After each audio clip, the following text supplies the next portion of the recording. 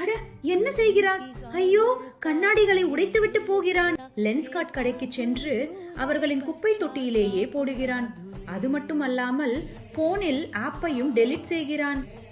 ஏன் இவ்வளவு கோபம் வந்தது? இந்துவாக இருப்பவனுக்கு கோபம் வரத்தான் வேண்டும். நான் இதே பொட்டு வைத்துக் கொண்டு லென்ஸ்கார்டில் வேலை செய்ய போனால் என்னை வேலை செய்ய விடமாட்டார்கள். லென்ஸ்கார்டில் வேலை செய்பவர்கள் என்ன மாதிரியான உடைகளை அணிய வேண்டும், எப்படி இருக்க வேண்டும் என்று விதிகள் கொண்ட ஒரு உள் ஆவணம் வெளியே வந்தது. அதில் இந்துக்கள் இப்படி காவி அல்லது காவி நிற ஆடை அணிந்து வரக்கூடாது, பொட்டு வைத்துக் கொள்ளக்கூடாது. அதனால் அந்த ஆவணம் வைரலாகி எல்லோரும் கேள்வி கேட்க ஆரம்பித்தவுடன் அந்த நிறுவனத்தின் CEO பியூஷ் பன்சால், அது பழைய ஆவணம், அதை வைரலாக்குகிறார்கள், அது உண்மை இல்லை என்று கூறி ஒரு தனி ட்வீட் போட்டார். இந்த விதிகள் தவறு.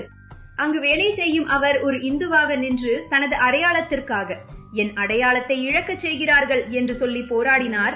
மின்னஞ்சல்கள் அனுப்பினார், கேள்வி கேட்டார். கேள்வி கேட்டவுடன் புகார் அளித்ததால் வேலையிலிருந்து நீக்கிவிட்டார்கள்.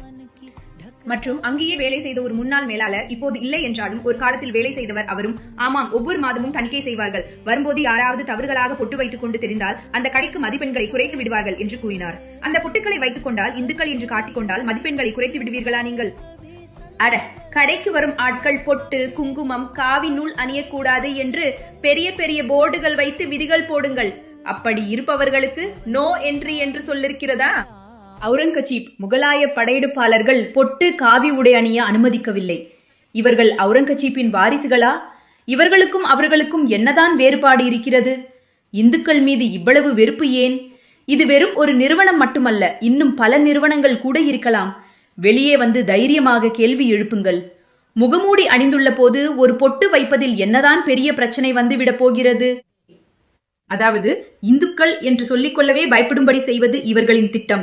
அட, நான் இந்து என்று வெளிப்படுத்தினால் இவர்களுக்கு நான் இந்துவாக தெரிவேன், என்னை இழிவாக பார்ப்பார்கள் என்று ஒரு குற்ற உணர்ச்சியை வரவழைக்கிறார்கள். நமது அடையாளத்தை விட்டுக் கொடுக்க செய்கிறார்கள். நாமே வேண்டாம் என்று நினைக்க செய்கிறார்கள். இதுதான் அவர்களின் திட்டம். ஒன்றுபட்டு போராடுவோம், கேள்வி கேட்போம், புறக்கணிப்போம். இந்து ஒற்றுமையின் சக்தியை காட்டுவோம்.